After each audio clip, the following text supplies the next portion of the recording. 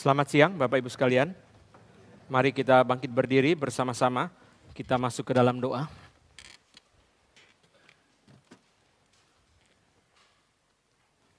Mari kita berdoa.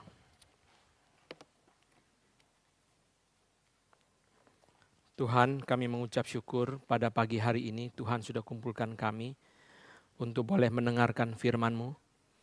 Kami tahu ya Tuhan, di dalam dunia yang begitu banyak daya tarik, berikan kepada kami pertolongan supaya kami mengarahkan mata rohani kami kepada Kristus.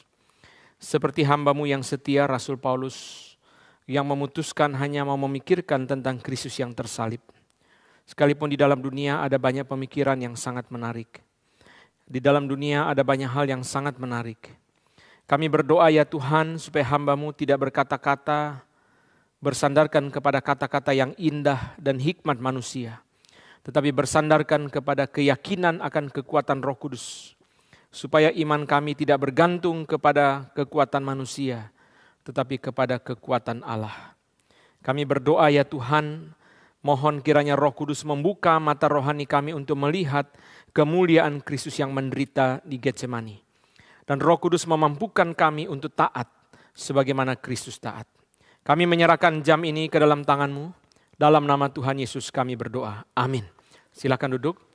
Mari kita membaca firman Tuhan dari Lukas pasal yang ke-22. Kita akan membaca ayat yang ke-39 sampai dengan ayat yang ke-46. Lukas pasal yang ke-22 ayat yang ke-39 sampai dengan ayat yang ke-46. Mari kita membaca bergantian. Saya mulai, Bapak Ibu menjawab, demikian kita bergantian sampai dengan ayat 46. Lalu pergilah Yesus keluar kota dan sebagaimana biasa ia menuju Bukit Zaitun.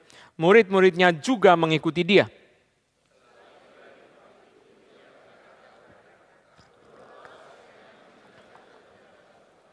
Kemudian ia menjauhkan diri dari mereka kira-kira sepelempar batu jaraknya, lalu ia berlutut dan berdoa, katanya,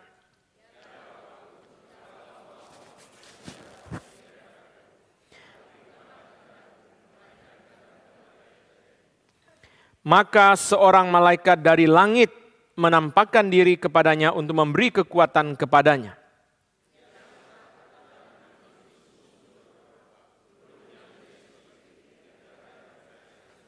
Lalu ia bangkit dari doanya dan kembali kepada murid-muridnya, tetapi ia mendapati mereka sedang tidur karena duka cita.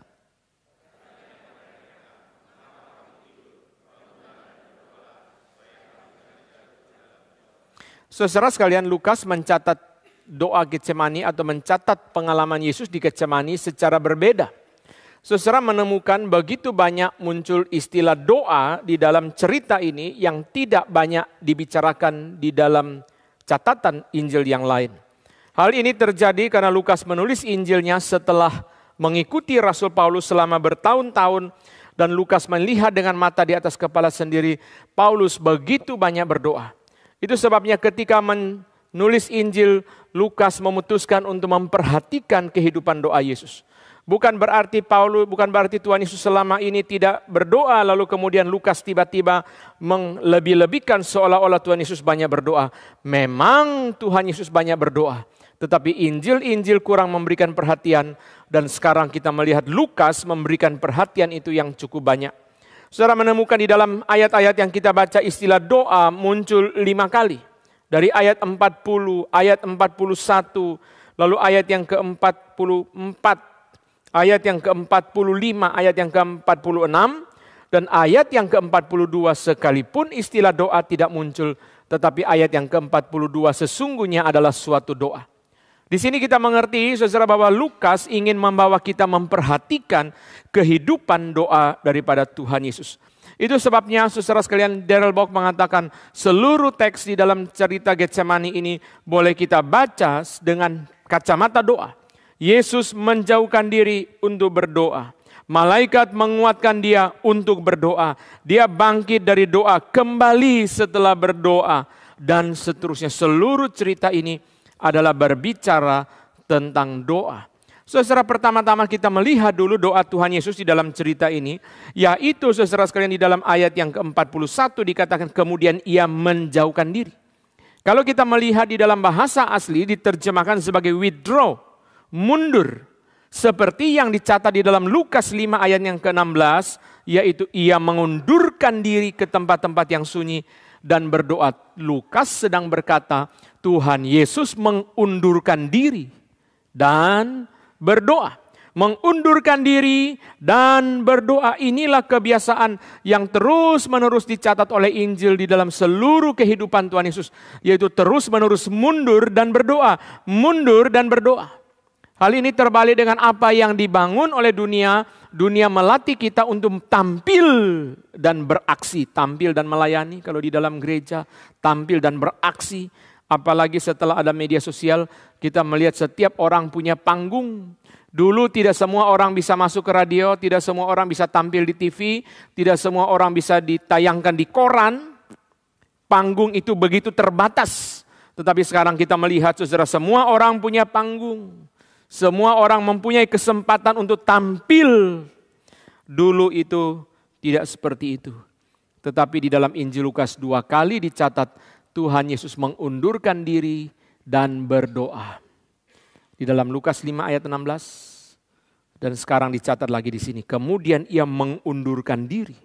Terjemahan yang lebih tepat bukan menjauhkan diri tetapi mengundurkan diri.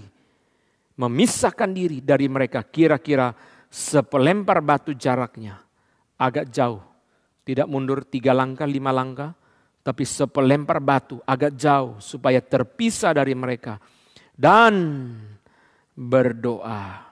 Mengundurkan diri dan berdoa. Berarti di situ mengajar kepada kita persekutuan dengan Allah Bapa adalah hal yang sangat penting. Bukan sesuatu tambahan yang tidak penting di dalam kehidupan Tuhan Yesus. Yang boleh ada atau boleh tidak ada. Tetapi sesuatu yang dominan di dalam kehidupan Tuhan Yesus. Yaitu mengundurkan diri dan berdoa. Ini sangat terbalik dengan dunia kita yang serba cepat. Sehingga doa menjadi opsi yang terakhir. Boleh ada atau boleh tidak ada dalam kehidupan kita. Bahkan di dalam kehidupan bergereja. Di dalam kemarin dalam Global Convention, sangat bagus sekali. Global Convention adalah satu retreat yang sangat berbeda dengan retreat biasa. Kita sering mengadakan retreat, tapi Global Convention itu di dalamnya ada 12 organisasi dari dunia ini yang ikut menjadi pendukung daripada atau membantu atau mengurusi daripada acara ini. Sehingga saudara sekalian kemudian kita melihat mereka memberikan sharing-sharing yang sangat banyak. Salah satu workshop yang saya masuk itu adalah tentang doa, yaitu gerakan doa, bagaimana memobilize orang untuk berdoa. Saudara, dan bagus sekali workshop itu, saudara sekalian dipimpin oleh John Smith, pendiri dari organisasi itu. Dia mengajar kepada kita saudara bagaimana membuat pokok doa, dia mengajar kepada kita bagaimana berdoa, dan mereka mempunyai satu strategi sedemikian rupa, sehingga orang itu dilatih berdoa. Saudara, saya lupa di negara mana atau di kota mana. Mulai dari 8 orang sampai 150.000 jemaat yang ikut berdoa. Jadi mereka bikin gerakan bagaimana melatih, ada training for trainers. Mereka melatih orang yang melatih pemuritan doa. Jadi saudara, mereka berfokus kepada doa, bagaimana membangun supaya banyak orang berdoa. Bagaimana melatih, memang ya ini belum pernah kita lakukan. Saudara, biasanya saya mengajak saudara berdoa, ikut saya berdoa. Tetapi saudara sekalian, saya belum melatih saudara bagaimana membuat pokok doa. Bagaimana saudara sendiri menjadi orang yang bisa melatih orang untuk berdoa. Mereka melakukan multiplikasi di dalam doa. Sehingga menjadi banyak orang yang ikut berdoa. Jadi sesi ada 3 sesi itu. Saudara, setiap kali dia menjelaskan sesuatu, berhenti, suruh bikin pokok doa. Lalu ayo berdoa sama sebelah kiri kananmu. Lalu berdoa.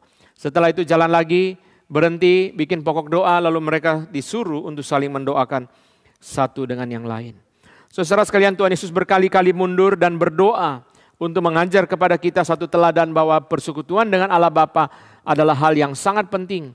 Bukan sesuatu yang boleh ada, boleh tidak ada. Doa bukan sesuatu yang ya silakan kalau mau, kalau ada waktu, kalau sempat. Setengah jam sebelum kebaktian kita berdoa. Ternyata karena kita masih latihan, karena sibuk, akhirnya doa tinggal 3 menit. Ya enggak apa-apa lah, yang penting sudah ada doa. Bukan begitu caranya saudara yang kita lihat di dalam kehidupan Tuhan Yesus. Doa menjadi sesuatu yang sangat-sangat amat dominan. Berkali-kali terus dicatat dia mengundurkan diri dan berdoa, mengundurkan diri dan berdoa, mengundurkan diri dan berdoa. Saudara sekalian, orang berkata tentang John Sung. John Sung sedikit berbicara, banyak menginjili, sangat banyak berdoa. Berdoa dan berdoa dan berdoa itulah yang seolah-olah menjadi ciri khas daripada kehidupan Tuhan Yesus. Saudara perhatikan, kita masuk sekarang ayat yang ke-41. Kemudian ia menjauhkan diri dari mereka kira-kira sepelempar batu jaraknya. Lalu ia berlutut dan berdoa. Tuhan Yesus dicatat berlutut dan berdoa. Saudara, konteks yang paling dekat daripada sikap tubuh itu dicatat di dalam Lukas 18. Mari kita lihat.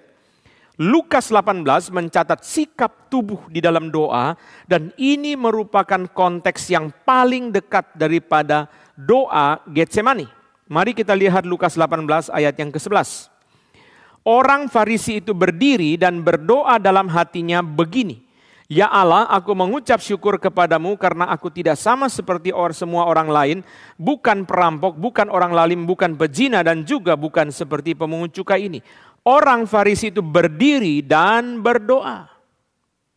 Oh, karena orang Farisi adalah seorang yang angkuh, tidak heran dia berdoa sambil berdiri. Bagaimana dengan pemungut cukai ayat 13? Lukas 18 ayat 13. Tetapi pemungut cukai itu berdiri. Loh, ternyata pemungut cukai juga doanya berdiri.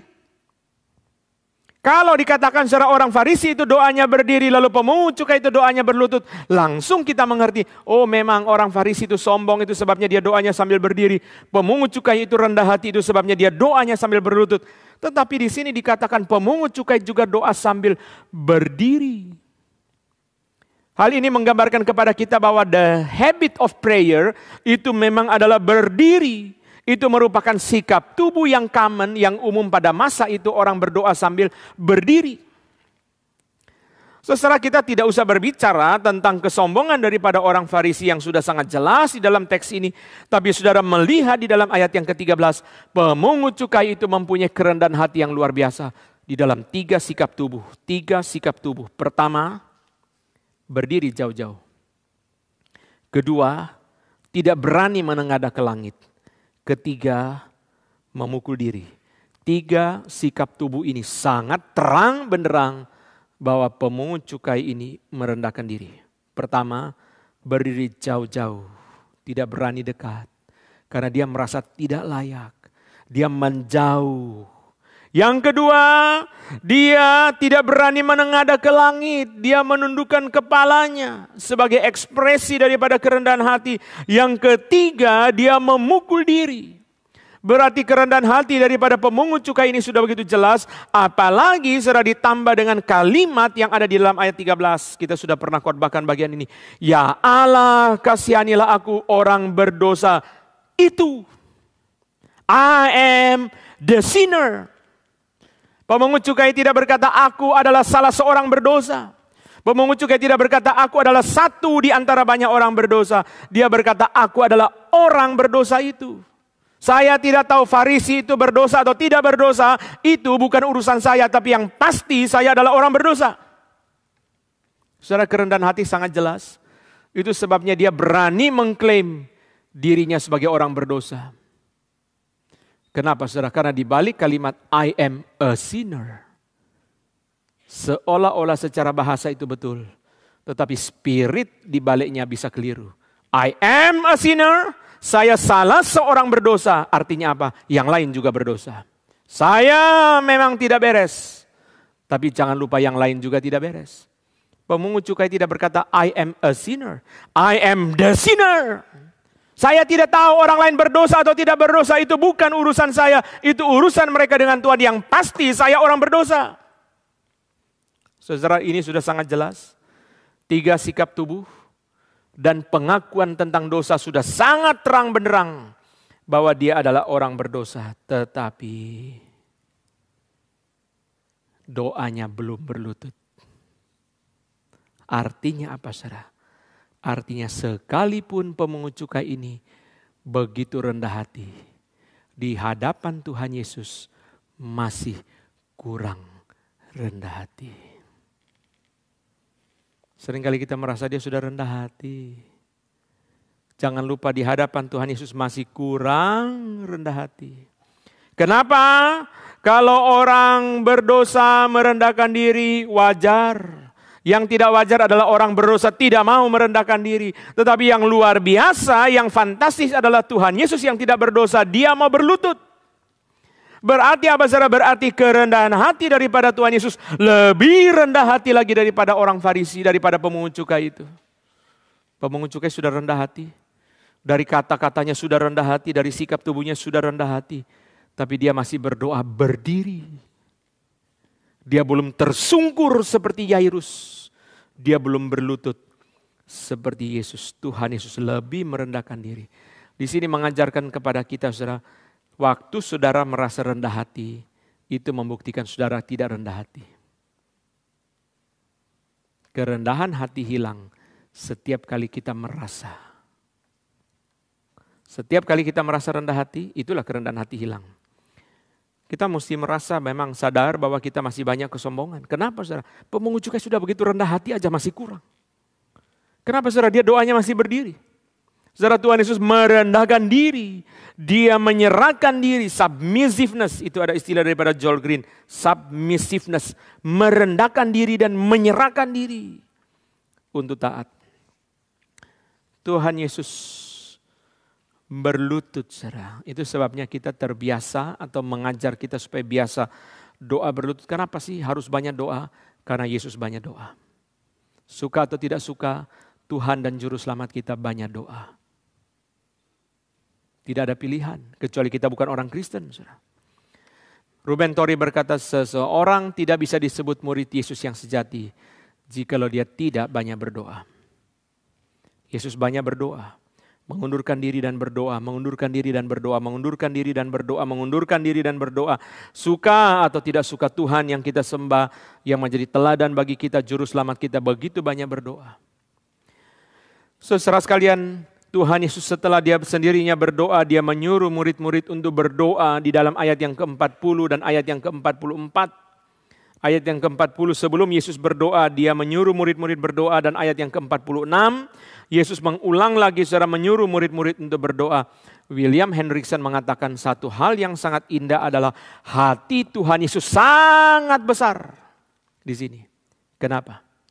Di dalam malam yang paling pahit yang dia alami sekalipun, dia masih ingat murid-murid memerlukan arahan. Saudara, ini adalah malam yang sangat pahit bagi Tuhan Yesus. Dia menghadapi Getsemani, menghadapi satu penyerahan diri yang begitu sulit. Tetapi di saat itu juga dia berkata kepada murid-murid, berdoalah supaya kamu jangan jatuh ke dalam pencobaan. Masih ada reminder, masih ada saudara peringatan yang penuh dengan kasih untuk murid-murid. Ingat, mereka juga mungkin masuk ke dalam bahaya. Itu sebabnya Yesus mengingatkan mereka. William Hendriksen mengatakan hati Tuhan Yesus begitu besar, begitu penuh dengan kasih. Bukankah dia sendiri dalam kesulitan? Biasanya orang dalam kesulitan langsung tidak mau peduli orang lain. Saya sendiri dalam kesulitan kok. Sorry, saya tidak bisa bantu. Sorry, saya sendiri juga di rumah sakit. Saya tidak bisa bantu. Saudara bisa membayangkan, saudara sekalian, orang itu sendiri di dalam rumah sakit, saudara, dalam kondisi terbaring, sangat lemah. Dia masih ambil HP, masih ambil token klik BCA, lalu transfer untuk membayar orang di rumah sakit lain untuk membantu biaya pengobatan. Saudara mengatakan dia sendiri sakit, dia sendiri juga bahkan transfer pun kesulitan, tetapi dia masih ingat orang lain yang juga memerlukan pertolongan di rumah sakit yang lain dan dia mengirimkan bantuan. Inilah yang Yesus lakukan. Dia mempunyai hati yang sangat amat besar. Di dalam malam yang paling pahit sekalipun, dia masih ingat murid-murid berada di dalam kesulitan yang harus diperhatikan. Tuhan Yesus berkata kepada mereka, berdoalah supaya kamu jangan jatuh ke dalam pencobaan. Kenapa Tuhan Yesus tidak berkata berdoalah supaya kamu jangan jatuh ke dalam dosa? Karena saudara, pencobaan itu seperti perosotan itu. Orang kalau sudah sampai di perosotan, pasti meluncur ke bawah. Pasti dia meluncur, saudara. Jadi Tuhan Yesus berkata, jangan jatuh ke dalam pencobaan. Kalau kamu sudah jatuh ke dalam pencobaan, kamu pasti jatuh dalam dosa. Itu sebabnya doa Bapa kami berkata, janganlah membawa kami ke dalam pencobaan, tetapi lepaskanlah kami daripada yang jahat, karena begitu kami sampai pada pencobaan, kami akan segera melakukan apa yang jahat. Saudara sekalian, jangan sampai kamu jatuh ke dalam pencobaan, karena kamu sulit bertahan, sebab pencobaan itu adalah pencobaan setan yang mempunyai niat yang sangat jahat untuk menjatuhkan. Dan saudara perhatikan di dalam Alkitab tidak kita bahas ini, sifat-sifat jahat daripada setan itu diperlihatkan dengan terang benderang kepada kita. Dia adalah bapa segala dusta, dia menyamar sebagai malaikat terang, dia mempunyai tipu muslihat, dan dengan sangat tekun terus mengganggu orang percaya sampai jatuh. Sebelum dia jatuh, saudara sekalian, dia tidak akan menyerah. Dan setan memang sangat jahat, setiap kali dia dapat sesuatu selalu naik. Naik terus dia. Dia dapat sesuatu dia naik terus.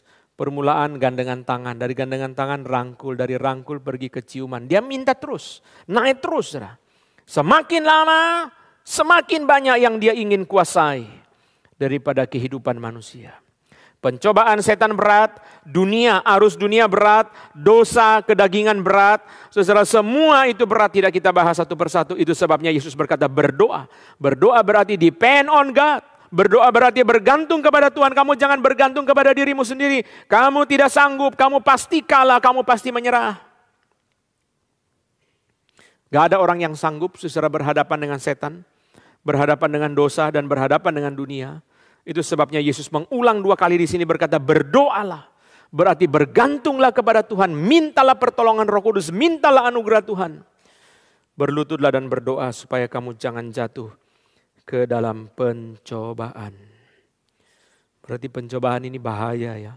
Pencobaan ini sangat tidak mudah. Nah, saya mau masuk kepada saudara kalimat yang tidak dicatat oleh Lukas, yaitu yang dicatat di dalam Injil-Injil yang lain yang kita sudah tahu semua. Berjaga-jagalah dan berdoalah supaya kamu jangan jatuh ke dalam pencobaan. Sebab roh memang penurut, tetapi daging itu lemah. Pencobaan itu sudah sulit, diri kita juga sulit. Roh itu penurut, tetapi daging lemah. Ini adalah kondisi siapa? Ini adalah kondisi orang percaya. Kondisi orang belum percaya, roh lemah, daging lemah. Roh penurut, daging lemah artinya hati kepengen beres, hati kepengen taat, hati kepengen ikut kepada firman, tetapi daging tidak mau. Oh, kepengen ikut PA hari Rabu. Sekarang PA tidak ada lagi siaran YouTube. Saya kepengen datang PA. Wah, berangkat dari rumah rasa berat. Apalagi kalau sudah sempat tidur rasa berat. Lalu keluar ada nasi goreng. Wah, itu ya. Kok rame ya? Rame biasanya enak. Berhenti dulu, mampir. Akhirnya saudara puter-puter 8:30. Wah, sudah 8:30, nanti sampai sana Pak Calvin udah doa penutup. Udah enggak usah deh. Ya. Saudara, roh penurut tetapi daging lemah. Daging saudara tidak mempunyai kekuatan untuk saudara mengikuti. Berarti apa? Saudara, berarti roh dan daging saudara split. Berarti roh dan daging saudara, roh tidak mampu menguasai daging. Itu sebabnya saudara menjalankan firman itu tidak mudah. Karena hati kita sudah tahu firman, hati kita sudah kepengen firman. Tapi ketika menjalankan firman saudara, kita berhadapan dengan kedagingan. Ini adalah satu paradoks dalam kehidupan manusia. Kita melayani Tuhan, mentaati firman dengan tubuh kita. Tapi tubuh kita lah juga merupakan hal yang paling sulit dalam mentaati firman. Saya ulang kalimat tadi ya. Kita melayani Tuhan, mentaati Tuhan dengan tubuh kita. Itu malaikat tidak ada. Persembahkanlah tubuhmu. Tapi sekaligus juga yang paling sulit dalam hidup kita, tubuh kita sendiri. Roh itu penurut, daging lemah. Roh tidak sanggup membimbing daging. Kalau bukan Roh Kudus memimpin roh, bukan Roh Kudus bekerja menolong supaya daging taat, roh hatinya kepengen, tubuhnya tidak kepengen. Hatinya mau taat, tubuhnya tidak mau taat. Itu sebabnya terjadi disintegrasi, terjadi split. Sulit ya. Tidak mudah. Itu sebabnya saudara banyak kali kita sudah tahu firman tapi kita tidak mampu untuk melakukan firman Tuhan itu dalam hidup kita. Kita perlu anugerah Tuhan untuk melakukan firman Tuhan. Kadang kita merasa seperti gampang kok ya. Seorang hamba Tuhan pernah memberi renungan yang sangat bagus. Kita orang Kristen ini ya sangat bebal dibilang. Kita harus dengar khotbah yang sangat bagus baru mau taat sama Tuhan. Kita baca Alkitab aja kita tidak mau taat sama Tuhan. Kalau enggak khotbah yang sangat menggerakkan, yang sangat bagus, yang sangat luar biasa. Di dalam Global Convention kemarin saudara, Dr. Philip Graham Ryken, presiden dari Wheaton College, berkhotbah tentang suami, istri, dan anak. Satu khotbah yang belum pernah saya dengar. Luar biasa, saudara. Luar biasa. Saudara sekalian, Dr. Philip Graham Ryken adalah seorang yang sangat hebat memang, saudara. Dan dia khotbah sangat simple, tetapi saudara sangat luar biasa. Saya catat banyak sekali, saudara. Banyak berlembar-lembar, sangat bagus tentang suami, istri, tentang anak, saudara sekalian. Lordship of Christ over family. Wah, luar biasa. Memang saudara itu saya rasa itu saking limpahnya ya. Sehingga dia bagikan yang tumpah-tumpah di pinggir gelas saja. Sudah begitu banyak berkat saudara. Sangat luar biasa. Satu kalimat yang saya selalu ingat dia katakan begini. If you have a godly wife, listen to her. Jikalau kamu punya istri yang takut akan Tuhan, dengarkan dia. Oh iya ya. Itu berkat yang kita tidak pernah sadari saudara. If you have a godly wife, listen to her. Dengarkanlah dia. Saudara sekalian, firman memang tidak gampang kita taati karena hati kita tahu, pikiran kita mengerti, tetapi saudara tubuh kita tidak mau takluk. Tubuh kita melawan, kedagingan kita melawan, perasaan kita melawan. Itu yang dibicarakan oleh Tuhan Yesus. Itu sebabnya berdoalah, berdoalah, berdoalah supaya kamu menang, supaya kamu bisa taat. Roh itu penurut. Baik ya. Hatinya nurut kok. Baik. Orangnya baik. Hatinya nurut. Tetapi jangan lupa hati turut saja tidak cukup. Hati taat saja tidak cukup. Perlu pertolongan Tuhan untuk membuat tubuh itu taat. Daging itu takluk kepada apa yang diinginkan oleh hati. Ini bagian pertama tentang doa. Bagian yang kedua saudara tentang ketaatan. Kita lihat Lukas 22 ayat 42. Mari kita lihat Lukas 22 ayat 42. Ya Bapakku, jikalau engkau mau ambillah cawan ini daripadaku. Tetapi bukanlah kehendakku melainkan kehendakmu lah yang terjadi. Cawan itu apa? Di dalam perjanjian lama cawan berkaitan dengan dua hal. Murka Allah dan penderitaan. Kita tidak usah cari ayatnya di mana. Murka Allah dan penderitaan. Saudara sekalian, masa sih Tuhan Yesus takut kematian? Masa sih Tuhan Yesus takut penderitaan? Ayat yang ke-44 berkata, ia sangat ketakutan. Kok Tuhan Yesus sangat ketakutan? Saudara sekalian bayangkan ya, ayat 43 dan ayat 44 menjadi dua ayat yang begitu kritis. Sampai-sampai di dalam sejarah bapak-bapak gereja pernah mencoret dua ayat ini. Kenapa mereka mencoret? Karena ketika gereja sedang menekankan tentang ketuhanan Kristus, sedang menekankan tentang keilahian Yesus, lalu ketemu dua ayat ini, masa sih dia sangat ketakutan? Masa sih malaikat sampai harus memberi kekuatan kepada dia? Itu sebabnya gereja sampai mencoret kedua ayat ini. Maka beberapa terjemahan bahasa Inggris diberikan kurung kurawal untuk ayat 43 dan ayat 44. Tetapi para ahli setelah meneliti mereka mengatakan ini adalah asli original dari Lukas. Karena bahasanya bahasa Lukas, pemikirannya adalah pemikiran dari Lukas.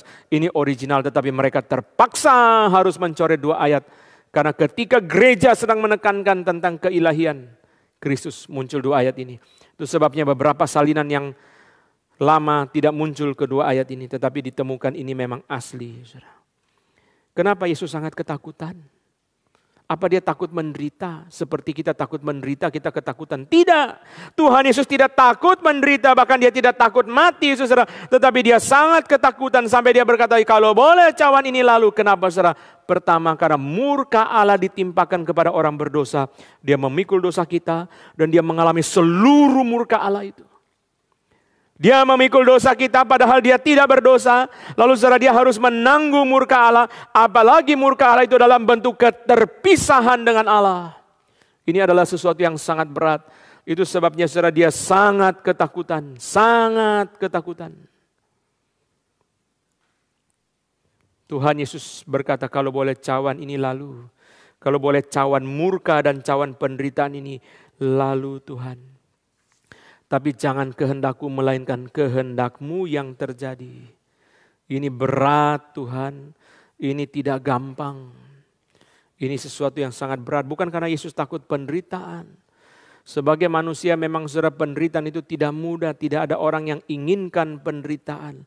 Itu sebabnya rasa sakit membuat kita berteriak sebagai protes kepada penderitaan itu. Tetapi di dalam Yesaya 53 ayat 10 dikatakan, tetapi Tuhan berkehendak meremukkan dia dengan kesakitan. Apabila ia menyerahkan dirinya sebagai korban penebus salah, ia akan melihat keturunannya, umur akan lanjut, dan kehendak Tuhan akan terlaksana olehnya. It is the will of the Lord to crush him with pain. Dari Yesaya 53 ayat 10 kita menemukan dua ide bahwa Yesus rela menderita pertama untuk taat kepada kehendak Bapa. Yang kedua, dia menjadi korban penebus salah demi menyelamatkan orang-orang berdosa. Dia rela kasih dan ketaatan. Kepada Bapa dia taat, kepada kita dia mengasihi. Itulah alasan kenapa Yesus rela mengalami penderitaan, rela mengalami penderitaan. It is the will of the Lord to crush him with pain. Sekalipun dia sangat ketakutan, Yesus berkata, kalau boleh cawan ini lalu, tetapi aku taat. Bukan kehendakku melainkan kehendak Bapa. Apa yang Tuhan mau? Berat ya, sangat berat. Getsemani saudara, sangat berat. Pergumulan itu sangat berat. Mari kita lihat Matius pasal yang ke-16 ayat 23. Kita akan bandingkan ketaatan Yesus dengan ketidaktaatan Petrus di dalam Matius 16 ayat yang ke-23. Mari kita lihat Matius pasal yang ke-16 ayat yang ke-23. Matius 16 ayat yang ke-23.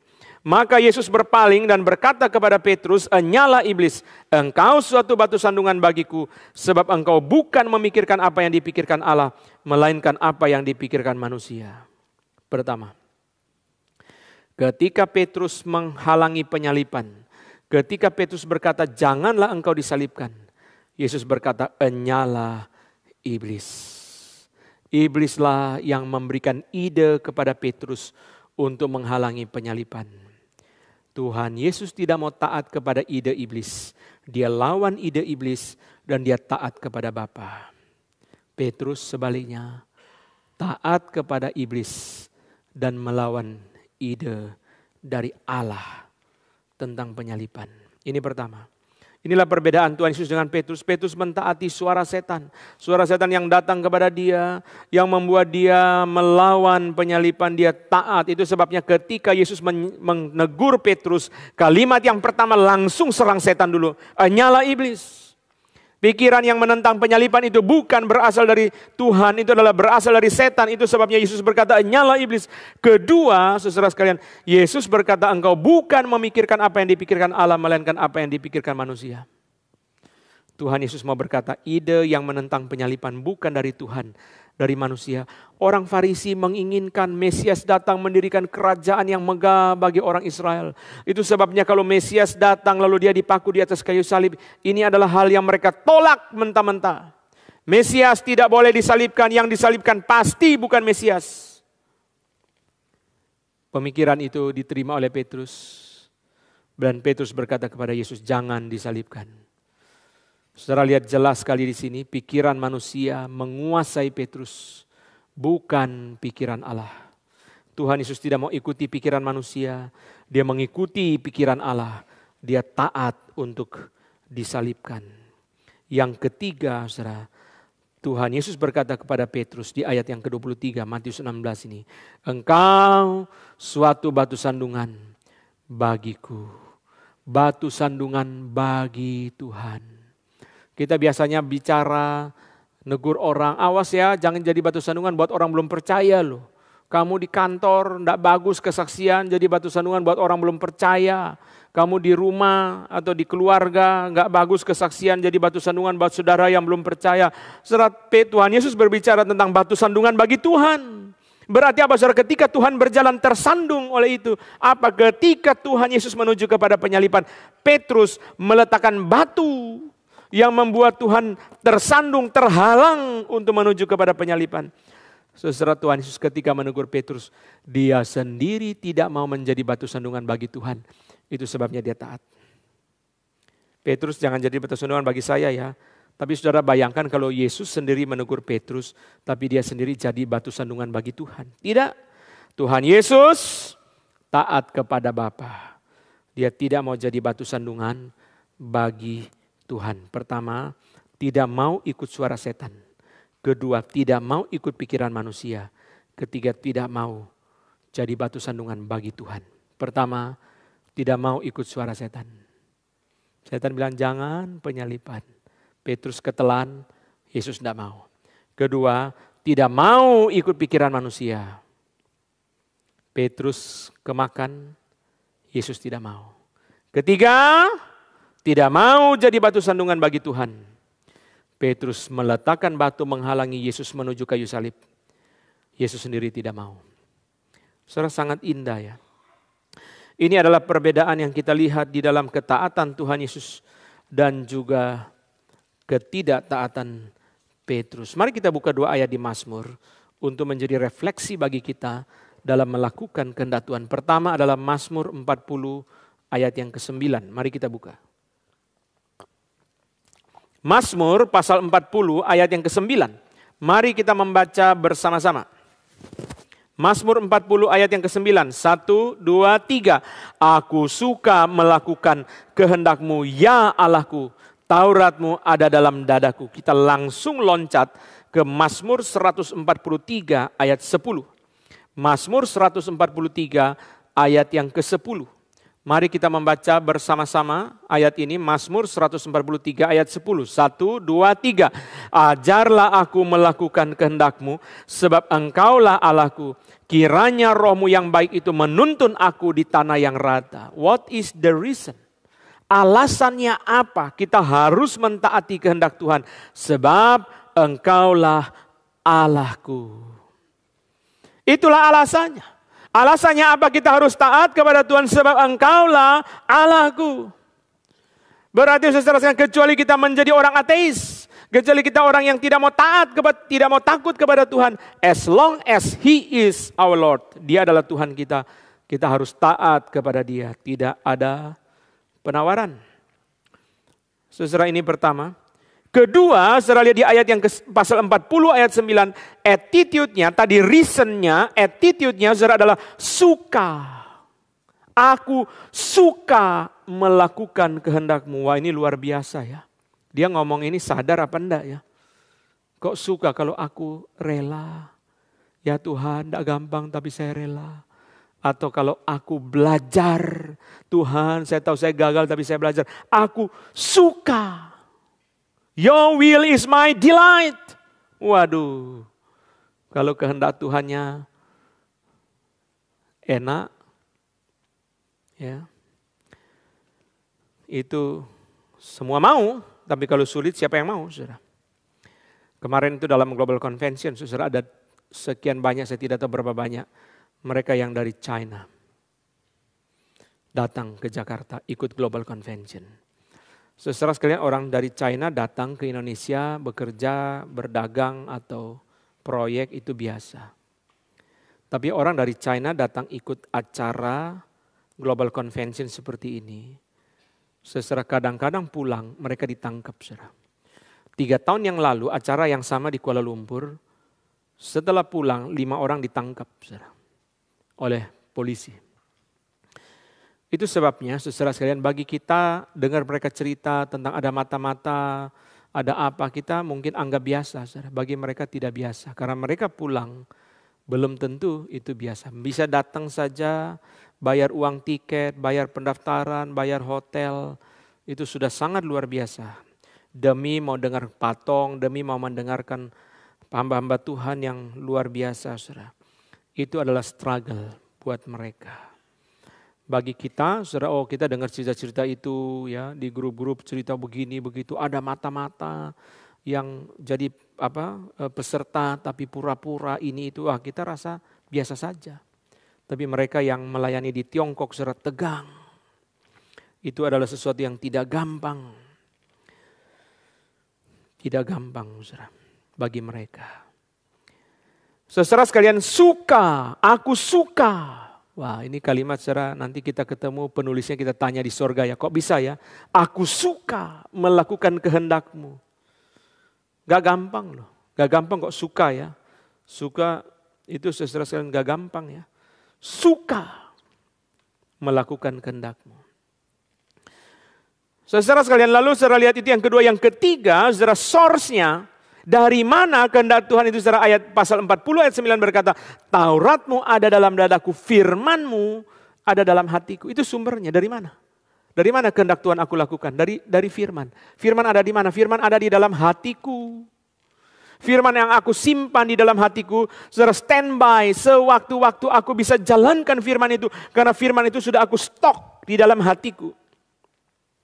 Jadi mentaati kehendak Tuhan itu bukan yang dia kepengen ya. Itu sebabnya Patong suka mengkritik hamba-hamba Tuhan. Beban. Itu bukan beban, itu interest you. You bilang beban.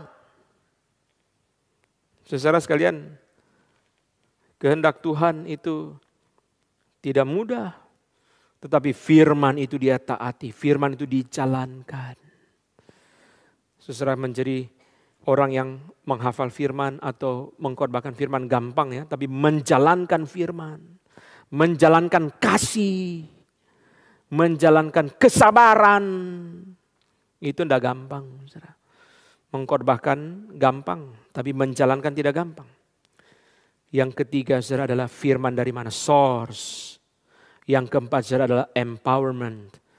Bagaimana bisa jalankan? Kiranya, itu 143 ayat 10. Kiranya rohmu yang baik itu menuntun aku on the ground level. Di dalam tanah yang rata. Bukan yang berliku-liku. Bukan yang berbukit-bukit tapi rata. Berarti apa, saudara? Lancar. Kiranya rohmu yang baik itu menuntun aku untuk melakukan apa yang Tuhan mau. Pertama, kenapa harus mentaati firman? Karena Engkau Allahku. Kedua, bagaimana sikap ketika mentaati firman? Suka. Ketiga, dari mana kehendak Tuhan itu?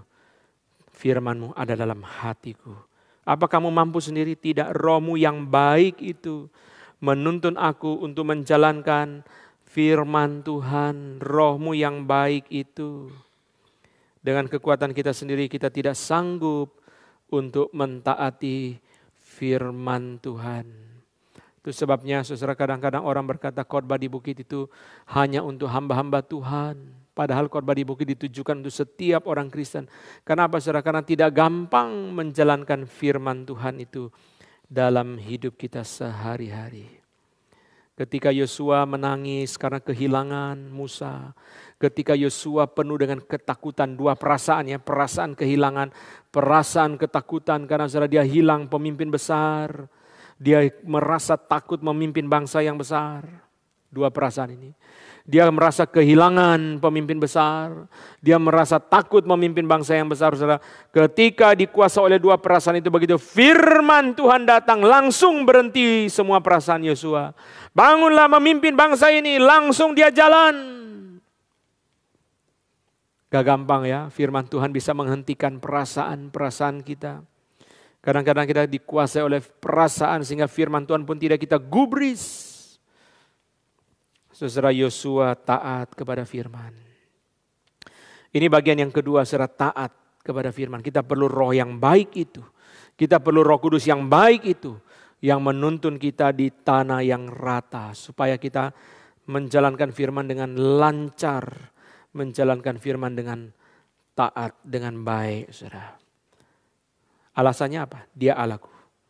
Sikapnya apa? Suka. Sumbernya apa? Tauratmu ada dalam dadaku. Kekuatannya dari mana? Rohmu yang baik itu. Ini bagian kedua. Bagian ketiga, bagian terakhir. Saudara, mari kita lihat Lukas 22 ayat 43 dan ayat 44. Lukas 22 ayat yang ke-43 dan ayat yang ke-44. Maka seorang malaikat dari langit menampakkan diri kepadanya untuk memberi kekuatan kepadanya. Ia sangat ketakutan dan makin bersungguh-sungguh berdoa. Peluhnya menjadi seperti titik-titik darah yang bertetesan ke tanah. Saudara sekalian, malaikat datang memberi kekuatan, ayat 43. Tapi ayat 44 berkata dia sangat ketakutan. Kok seperti terbalik ya? Saudara rasa enggak seperti terbalik? Mestinya kan Yesus ketakutan, ayat 43, baru ayat 44 malaikat datang memberi kekuatan. Saudara rasa seperti terbalik kan? Mestinya ketakutan, oh malaikat jangan takut gitu kan. Kan seperti terbalik saudara. Kenapa? Kenapa saudara? Howard Marshall mengatakan satu kalimat yang sangat bagus sekali saudara. Sangat bagus sekali. Kenapa dicatat saudara malaikat datang memberi kekuatan sebelum ayat berikutnya saudara? Karena ayat yang ke-42 adalah penyerahan diri. Ayat ke-42 adalah penyerahan diri. Setelah Yesus berkata, jadilah kehendakmu, langsung malaikat datang untuk memberi kekuatan. Saudara, setelah menyerahkan diri. Bukan tunggu saudara kesulitan baru malaikat kaget bangun datang memberi kekuatan. Bukan saudara, sejak menyerahkan diri saudara. Kenapa begitu menyerahkan diri? Sudah masuk ke dalam kesulitan. Saudara menyerahkan diri, contoh ya, untuk menikah. Sejak saudara menyerahkan diri, kesulitan sudah mulai. Cari pasangan hidup yang mana. Sejak orang menyerahkan diri menjadi misionaris, kesulitan sudah mulai. Bukan hanya ketika Hudson Taylor di Tiongkok, ketika William Carey di India, baru kesulitan sudah. Sejak mereka menyerahkan diri, sejak mereka masih di Inggris, kesulitan sudah dimulai. Mereka digempur oleh gereja. Lu tahu ya India itu di mana, China itu di mana? Siapa kamu mau pergi jadi misionaris ke sana? Kamu tahu nggak naik kapal berapa lama? Kebanyakan misionaris yang diutus itu digempur oleh gereja. Kecuali mereka diberi kekuatan oleh lembaga misi. Tapi banyak orang Kristen yang menentang mereka. Apalagi keluarga, saudara tidak usah tanya lagi. Kamu ngerti nggak? India itu apa? China itu apa? Sejak menyerahkan diri, malaikat sudah memberi kekuatan. Ini indah. Bukan waktu kesulitan baru malaikat muncul. Sejak menyerahkan diri. Berarti apa saudara? Begitu seorang menyerahkan diri untuk taat sama Tuhan, anugerah langsung datang. Amin. Itu indahnya. Sejak orang menyerahkan diri untuk taat sama Tuhan, saudara, anugerah langsung datang. Bukan tunggu dia ketakutan, bukan tunggu dia kesulitan. Justru ketika saudara sekalian, malaikat sudah memberi kekuatan kepada Yesus. Ketika Yesus ketakutan di ayat yang ke-44, saudara, di situ dikatakan dia makin bersungguh-sungguh berdoa. Berarti dia sudah dikuatkan. Itu sebabnya di dalam ketakutan dia makin bersungguh-sungguh berdoa. Kapan anugerah itu datang saudara? Setelah penyerahan diri. Bukan waktu penderitaan. Kita suka berkata sudah susah baru malaikat muncul. Jadi malaikatnya juga kebingungan saudara ya. Karena kaget melihat orang percaya susah. Jadi mulai kapan? Seolah-olah kalau malaikat tanya sama Tuhan, Tuhan mulai kapan saya memberi kekuatan? Sejak dia menyerahkan diri. Karena begitu menyerahkan diri saudara berarti masuk ke dalam kesulitan-kesulitan. Saudara sekalian, Pendeta Stephen Tong cerita kemarin saudara, ketika tahun 73 dia pertama kali berkhotbah di Amerika saudara. Tiket pesawat dari Indonesia ke Amerika, PP dan tiket selama perjalanan di dalam negara Amerika total menghabiskan 1,5 kilo emas. 1,5 kilo emas sekarang 1,5 miliar lebih ya, 1,5 M. Karena waktu itu pesawat jarang. Sekarang pesawat banyak, waktu itu pesawat jarang, itu sebabnya tiket sangat mahal. Makanya Pak Tong mengatakan kadang-kadang diundang ke luar negeri, sukacita, sampai di sana panitia lupa uang tiket. Saudara sekalian akhirnya apa? Saudara jual arloji, dia pernah cerita di mana, di Taiwan atau di mana itu, jual arloji. Itu bayar uang tiket saudara. Itu sebabnya saudara dulu ketika Hudson Taylor, ketika saudara siapa itu William Carey, mereka berangkat dari Inggris pergi ke India saudara. Kapal itu jalan saudara tidak, ada kapal saudara seperti sekarang. Emirates dari Dubai ke seluruh dunia ada. Enggak begitu saudara, kapal itu jalan saudara nanti pergi ke Afrika baru sampai ke Asia. Berbulan-bulan. Dia enggak saudara banyak kapal, banyak destinasi. Satu kapal yang terus mengitari saudara. Itu sebabnya saudara sekalian, kenapa banyak orang India di Afrika? Mungkin waktu kapal jalan balik dari India ke Inggris lewat Afrika, saudara. Sekaligus diboyong banyak tawanan yang dibawa pergi ke Afrika. Saudara pergi ke Kenya, banyak orang Afrika. Billy Graham berkhotbah di Kenya, saudara, diterjemahkan dalam dua bahasa. Dalam bahasa Kenya dan dalam bahasa India. Karena kapal jalan sekaligus, saudara. Jadi perjalanan kapal saja, saudara, mungkin orang sudah mati di tengah jalan. Jadi bukan karena dia sudah di India baru perlu kekuatan dari Tuhan. Bukan dia sudah sampai di Tiongkok baru perlu kekuatan dari Tuhan. Ketika mereka menyerahkan diri untuk jadi misionaris di Inggris, saat itu sudah perlu anugerah Tuhan. Karena perjalanannya saja bisa berbulan-bulan. Saudara bayangkan ya, George Whitefield berangkat dari Inggris pergi ke Amerika. Kapal 3 bulan. Bayangkan cuma dekat begitu doang. Begitu doang saudara. Kapal 3 bulan. Saya pernah naik pesawat dari Amsterdam ke New Jersey saudara. 7 jam sudah sampai. Itu 3 bulan. George Whitefield saudara sekalian dari Inggris ke Amerika 13 kali. Setiap kali 3 bulan. Dan setiap kali 3 bulan itu seluruhnya sakit saudara. Dia kapok? Enggak kapok. Pergi lagi. Setiap kali jalan 3 bulan. 3 bulan sampai Amerika khotbah selesai balik. 13 kali dia ke Amerika. Dan 13 kali itu saudara. 3 bulan itu sakit. Bayangkan cuma begitu dekat aja saudara. Begitu dekat aja saudara sekalian. Sudah berapa lama. Kapan anugerah Tuhan itu diperlukan? Bukan waktu kesulitan. Waktu penyerahan diri. Indah ya. Ternyata cerita Getsemani sudah kita baca dari dulu sampai sekarang. Masih banyak hal yang perlu kita renungkan. Saudara, Tuhan Yesus mengalami ketakutan. Ayat yang ke-44, ia sangat ketakutan. Itu adalah bahasa Yunani-nya agonia, agony, the agony of soul. Dia sangat ketakutan. Yesus takut apa? Tadi saya sudah bahas. Murka Allah yang ditimpakan kepada dia.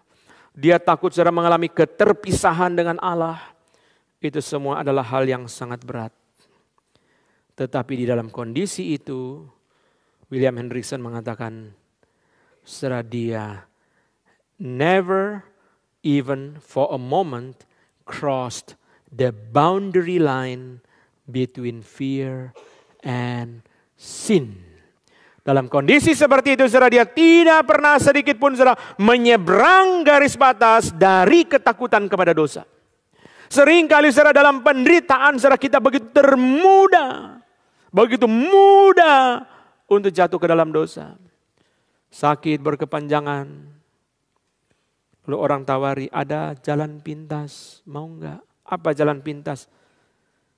Dukun. Ya daripada sakit terus. Habis banyak. Sudahlah dukun enggak apa-apa, berhala enggak apa-apa. Saudara sekalian, Tuhan Yesus tidak mau. Saudara cross the boundary line. Dia tetap tahan.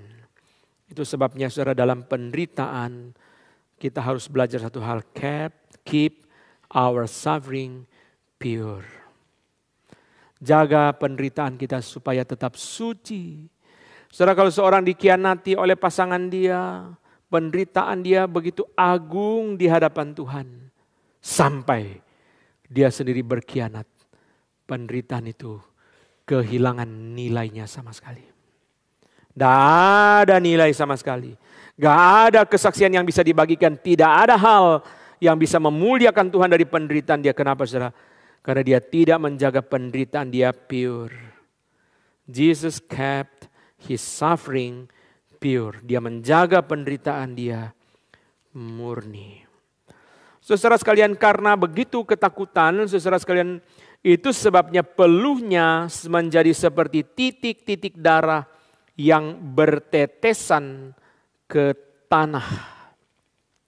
Lukas seorang dokter, itu sebabnya dia memakai istilah medis yang kemudian di dalam kedokteran modern disebut sebagai hematohidrosis.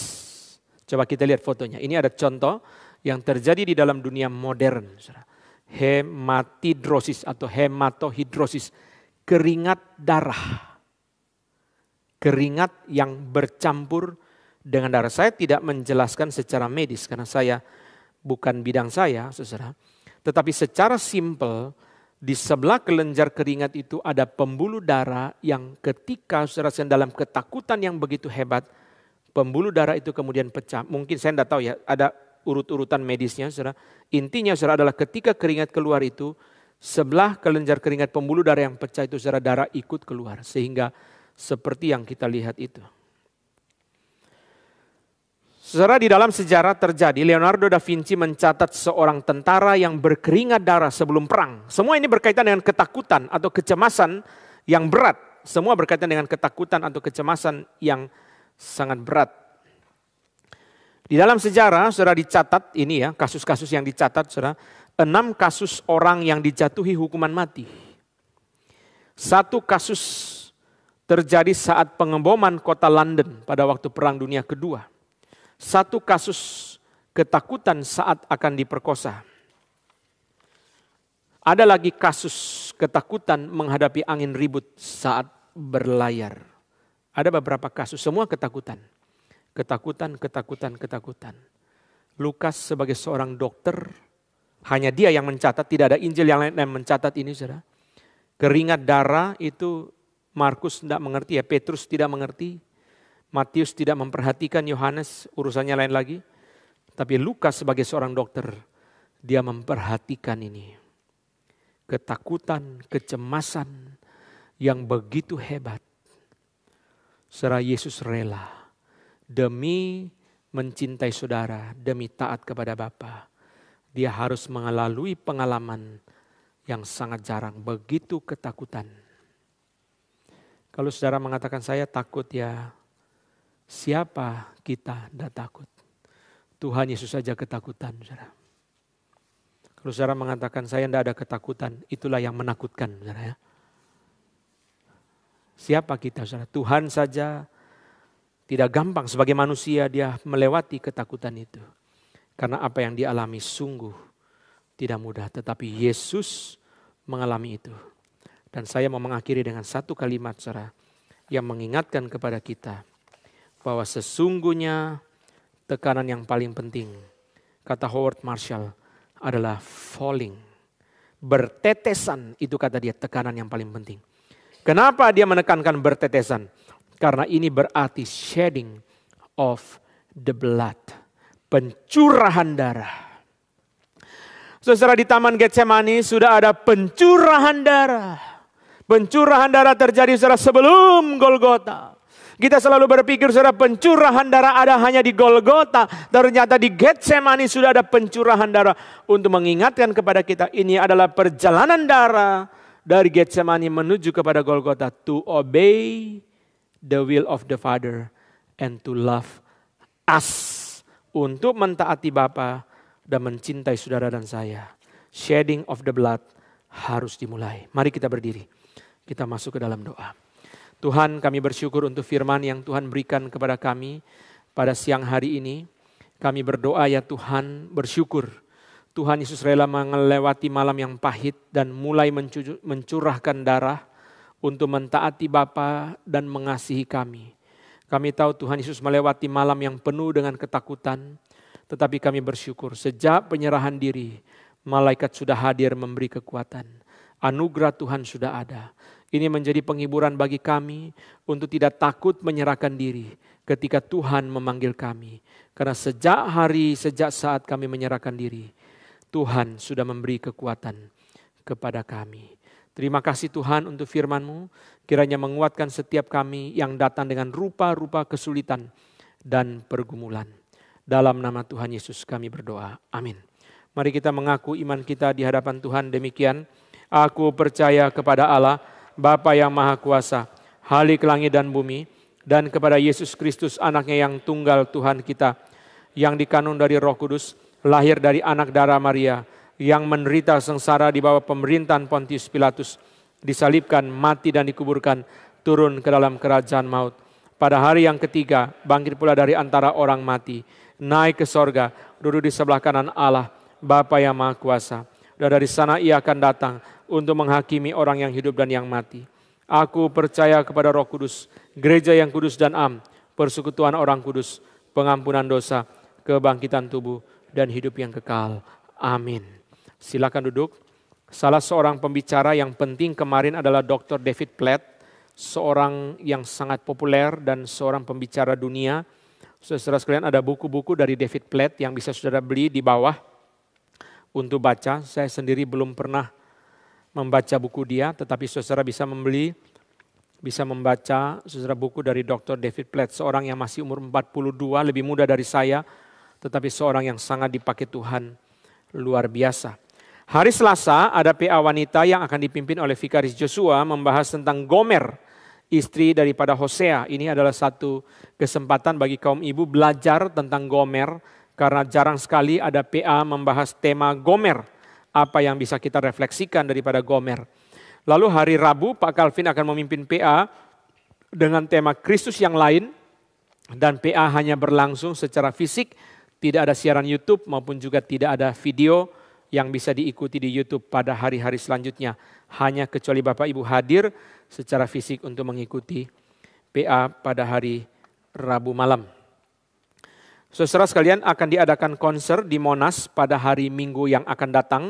Mari kita bersama-sama mengundang teman-teman kita, baik yang beragama Kristen maupun yang bukan beragama Kristen. Ini adalah kesempatan Gerakan Reform Injili memberkati masyarakat Jakarta melalui konser di Monas yang akan dipimpin oleh Dr. Stephen Tong pada hari Minggu akan datang pukul 18.30. Pintu akan dibuka pada pukul 17.30. Siapa saja dari kalangan mana bisa mengikuti konser musik klasik yang mengingatkan manusia bahwa semua yang baik itu berasal dari Tuhan. Kehadiran musik klasik di tengah-tengah masyarakat adalah anugerah umum untuk memberkati masyarakat. Hari Sabtu yang akan datang juga akan diadakan seminar untuk para mahasiswa. Kami mendorong pemuda dan mahasiswa bisa hadir untuk belajar tentang ChatGPT dan terutama bisa mengundang mahasiswa baru yang kuliah di Jakarta pada bulan September ini. Mereka bisa diajak untuk mengikuti. Bapak Ibu yang ingin belajar tentang tema ini juga dipersilakan hadir pada seminar hari Sabtu pukul 16.30 yang dipimpin oleh Pendeta Calvin Bangun. Speak akan diadakan pada tanggal 4 November dengan tema yang baru. Mari kita mempersiapkan waktu untuk belajar firman melalui tema yang baru. Jiwa manusia, asal-usul dan nasib terakhir.